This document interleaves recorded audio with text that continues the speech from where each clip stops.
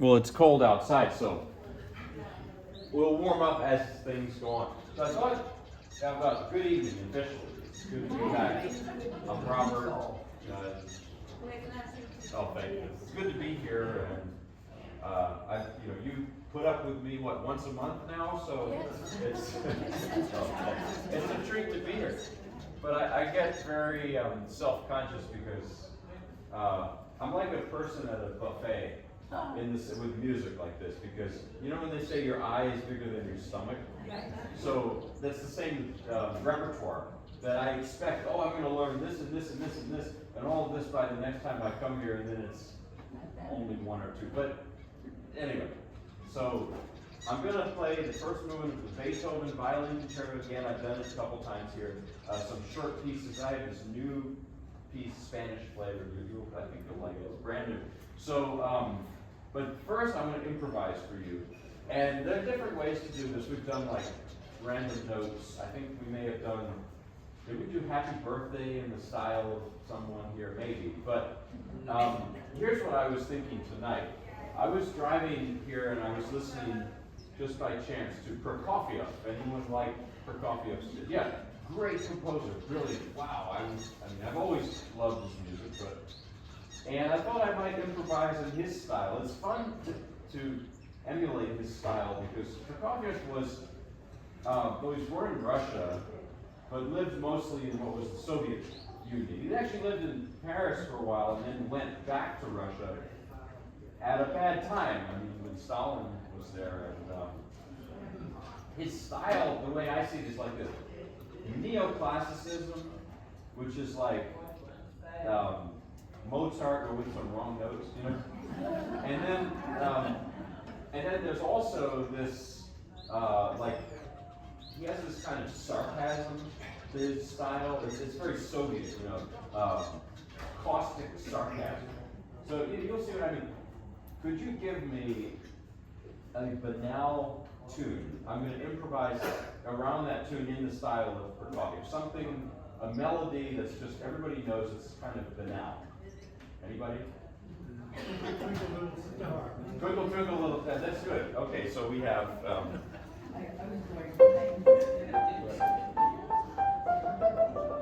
in the style of Prokofiev. Okay, so let's see what happens.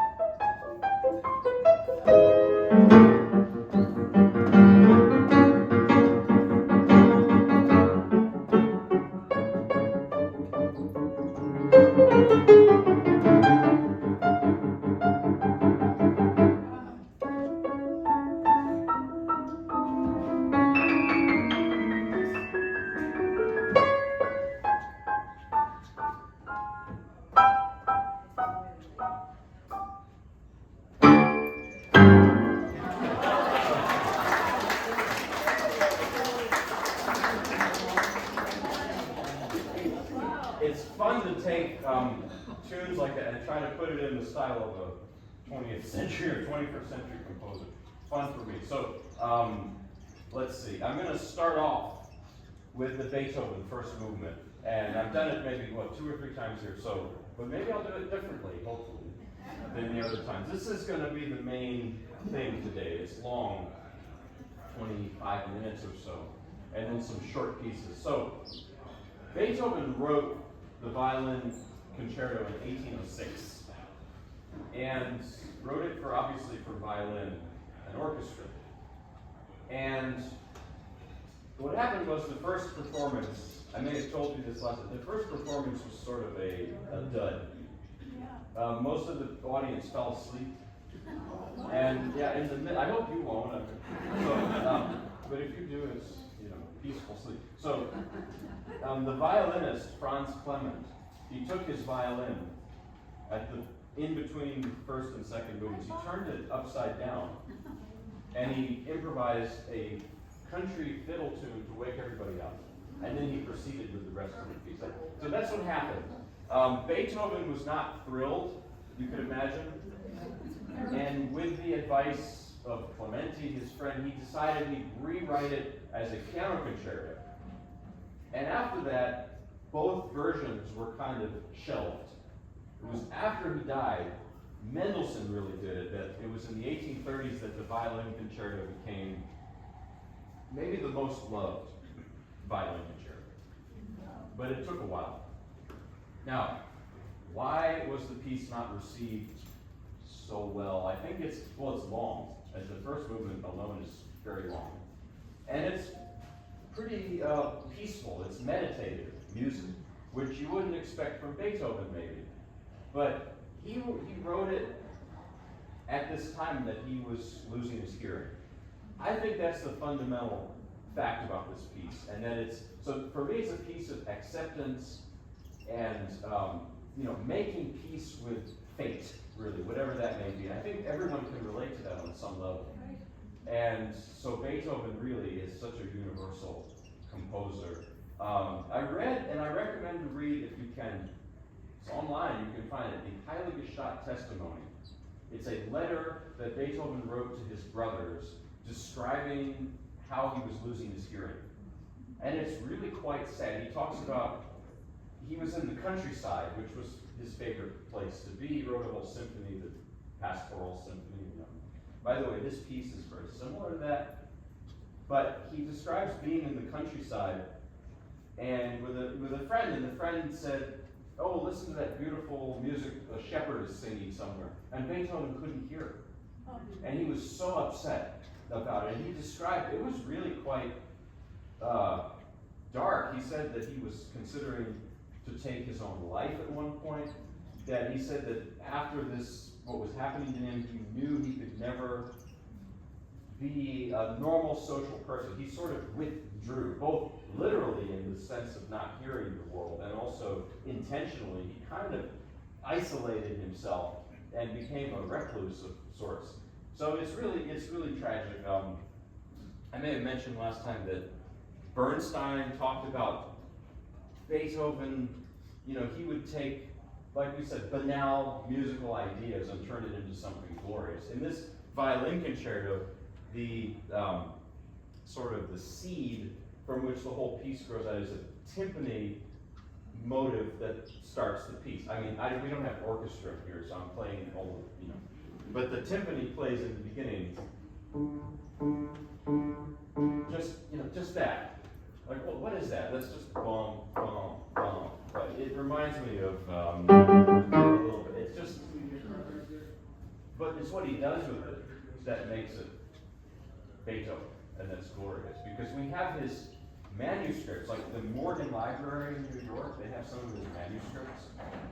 So if Mozart's manuscripts are all clean and people say he wrote straight from his head to the paper, although maybe he destroyed his drafts, I don't know. But the story goes that he just wrote, it just came to him, he wrote it. But Beethoven was a sloppy, he had sloppy handwriting. He would cross things out, redo things. There were food stains, wine stains, his own tear stains on the drafts. And then the results, of course, are what we know and what we love today. So here's the first movement of the Violin Concerto by Beethoven, 1806. His own arrangement for piano. Oh, yeah. What number? Yeah. What number? Violin Concerto.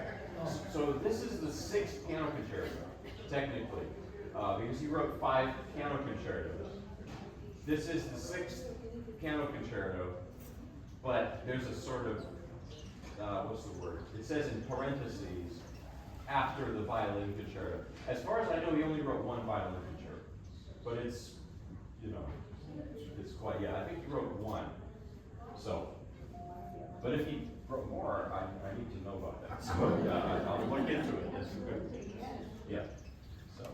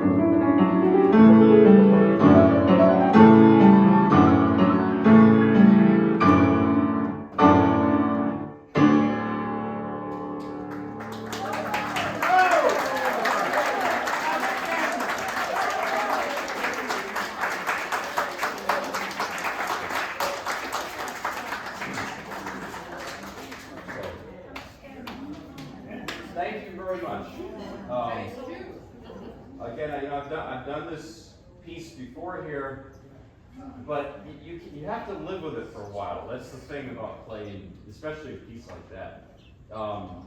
Some of my violinist friends are a little annoyed with what I'm doing. Understandably, they say, "This is our repertoire. What are you doing? You have plenty of your own." Well, that's true. I'm that obsessed with the violin. Actually, someone told me, they said, "What sort of person would do such a," what was the word they used? Not profane or something like that. Like outrageous, profane arrangement like that. I said, Beethoven, he did it. Beethoven did it. So, I can't say that. But yeah, so, but about that, I've probably told you this before, there's an interesting feature of the piano version. And this sort of goes into the issue of what's, quote, authentic and what's not. In other words, is the violin version the more authentic, right version to do? Beethoven did not write cadenzas, or cadenzas is space for improvisation. But Beethoven, even though he was a great improviser, he started writing out his own cadenzas towards the end of the movement. Beethoven did not write cadenzas for the violin concerto. For this piano version, he did. And I played that thing toward the end where there was all that timpani stuff. It's really wild. I mean, all of the all of that. That's the cadenza that Beethoven wrote. Wow. For piano. So what some violinists, a lot of violinists, they play Fritz Kreisler's cadence, which are just wonderful. But some, like today, violinists, there's one German violinist, Christian Tesla, he took Beethoven's piano cadenza, adapted it for violin. So it's all, and I think that it speaks to which version is the, it doesn't matter. I think it's like reading Shakespeare in a different language. If it's a good translation, it works. So, anyway, I'm going to play this Tchaikovsky melody in E flat it's a softer piece, as a sort of palate cleanser. I don't mean it like that. This is Tchaikovsky meant to put it in his violin concerto, which is also in D major and very similar to the Beethoven one. But he decided not to, so it's a standalone violin piece. What can I say? It's just very melodic, very Russian sounding to me, and evokes ballet in some sense. I think a lot of Tchaikovsky does, because he wrote so much ballet music. Anyway, here is the piece. Tchaikovsky was, although he struggled in his life and everything, there's something about his music that's more Mozart-like than Beethoven. He actually admired Mozart very much. It doesn't literally sound like Mozart, but that melodic sense that just seems to flow out of him naturally, that's what he had in common with Mozart, I think, for sure. So.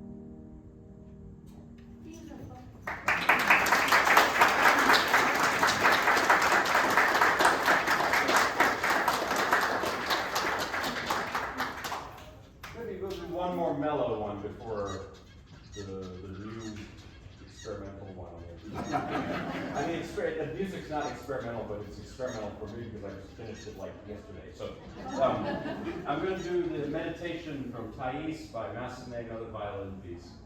Meditation de Thais. And this is from the opera Thais, of course, by Massenet, wrote it in 1891. It's an interlude in the opera. It's played on the violin, obviously with orchestra, and violinists, they love it so much that they play it as a standalone recital piece. The story of Thais, probably told you this when I played it here before. It takes place during the late Roman Empire in Alexandria, Egypt. And there's this lady, this young woman, Thais, who's an adherent of Venus and all the Greco-Roman, gods and goddesses. And there's a young man, I forget his name, sorry, and he is an early Christian monk. And he has the job to convert her. And in the process falls in love, because that's what happens in an opera. If you don't have that, it's not much of an opera.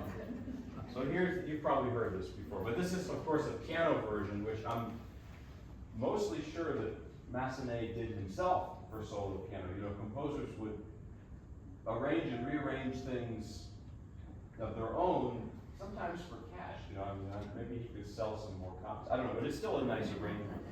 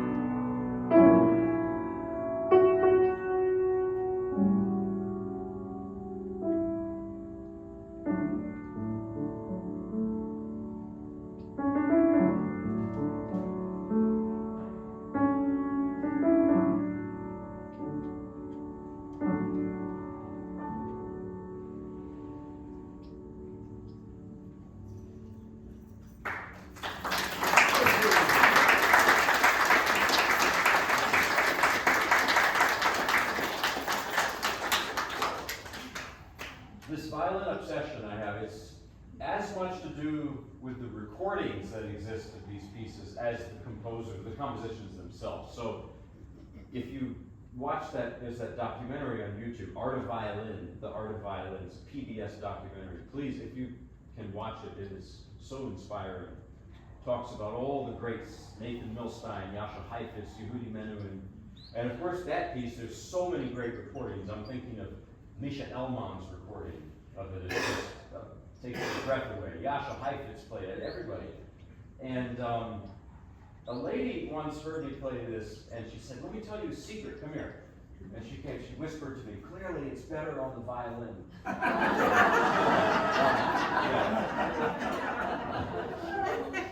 But, and I don't disagree, but what I'm trying to do is to learn as much as possible from the violinists, from those recordings. Not copy them, but to learn from them other musical traditions. Like say you're in India, you're learning to play classical sitar.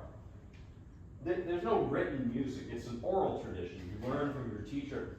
And Western classical music, the advantage we have is that we have written music. But the disadvantage of that is, how do you interpret that? It's just a bunch of dots on a page. Well, then you go back to learn from the masters, which I'm trying to do. And that's why I'm doing this. So I'm trying to learn, as much as I can from these old greats. So, all right, I'm stalling because I'm afraid to play this next piece. This is, I'm going to play the Habanera by Pablo de Sarasate, who is a great violinist, composer from Spain. We even have recordings of him. There's a recording of him playing this around 1900. It's so scratchy because it's so old, but it's wow.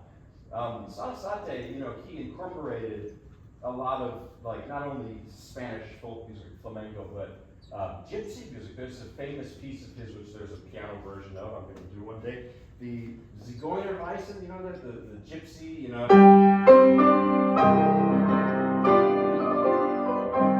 that piece. That's the famous Sarasate piece. So, again, it's like he's one of these composers that he's not a piano composer, like Chopin. Chopin's great, I love Chopin, but every pianist and their dog and cat plays Chopin. But pianists don't get to play Sarasate, so that's part of the appeal for me, is like these, anyway. So this is Habanera by Sarasate. Habanera is an interesting thing. It is a Spanish dance. However, it has its roots actually in Cuba, in Havana. And Cuban music is this mix of the music of Spain and West African music. It has this rhythm to it, bum, bum, bum, bum, bum. If you like Carmen by Bizet, there's a famous habanera there. So, I don't know. Okay. Yeah. I like the education. Okay. We're with you.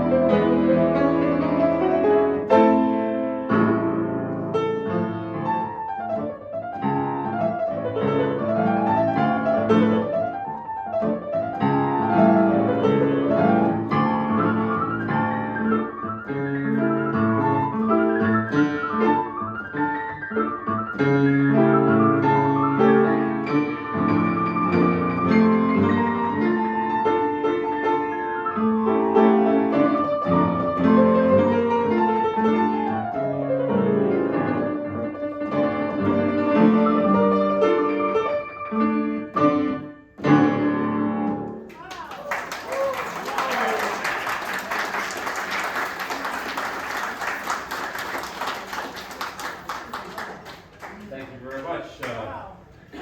Let's see, more violins. I'm thinking I'll do the third movement of the Franck Sonata. I did it last time. Last time it was like brand new. Now it's a month old, so yeah. The third movement of this sonata, it's really like a written out improvisation. And I'll tell you about Franck. Unlike Mozart, he wrote all his masterpieces like later in the 70s, 80s. So this is the opposite of a child prodigy. And I love that. And I just read a funny story a couple of days ago about Franck. That, he was born in Belgium, lived in France, and he was a church organist. That was mainly what he did. And he was a kind of a soft-spoken, humble, modest guy. I think he was pretty religious, kind of a mystic. His music has that to it, that mysticism. But in his late works, where it's just an explosion of creativity there, and there's some really intense emotion. And apparently his wife got mad at him because I think it was the quintet, which is it's one of these masterpieces. She was at the first performance, and she just said, who is that person? I didn't marry him. Where are these kids? Like, this is not you. And we've been married, what, 50 years? So I found that really kind of hilarious. So here's the third movement of the Franck Sonata, not Frank Sinatra. I say that joke every time, never gets old, so, all right.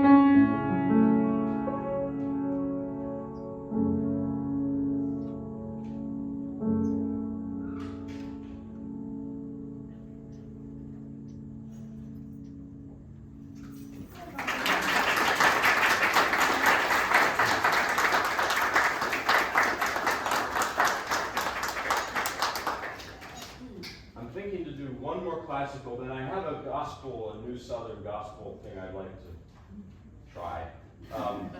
Maybe I'll do the second movement of the Franck, it's quite over the, it's a noisy piece. So I forgot to mention one thing that, yes, it's for piano and violin. This is Alfred Cortot's version for solo piano. So, second movement.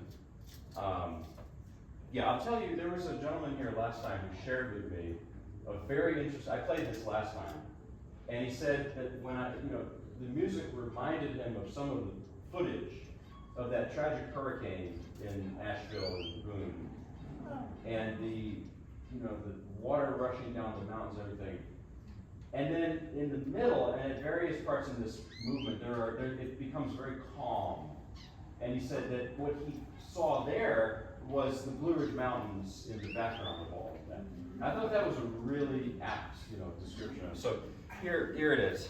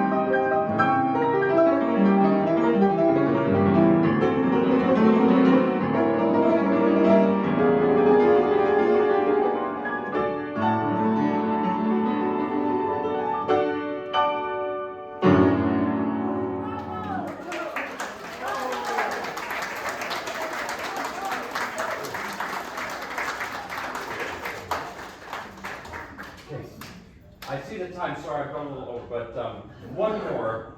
I'm going to do a gospel. This is a famous old Southern gospel tune called When They Ring Those Golden Bells. And what I'm going to do is play it in two different styles. First, the more straightforward style, somewhat like Tennessee Ernie Ford, how he might have sang it, or how he would sing it. And then segue into a little more New Orleans kind of, that sort of thing. The way that maybe Jerry Lee Lewis or someone like, or Mahalia Jackson might approach it. Actually, someone was telling me, I played it, and they said, that sounds like something I hear at a bar or something. And I said, that style originated in religious music. It came out of that and eventually went into the secular world. So that's just, a lot of gospel pianists will play in that style, and someone will say, oh, that's boogie-woogie. He said, no, that's not boogie-woogie. That's church music, but somebody took it out of, so anyway, it's the same in Bach. Ein feiste Burg, the mighty fortress. I think that the tune was originally a drinking song, but he adapted it and made it, very magisterial. So the history of music, it gets, I don't mean to poke fun at it. It's just interesting. There's an overlap sometimes of secular and sacred. So here is the two versions of When They Ring Those Golden Bells.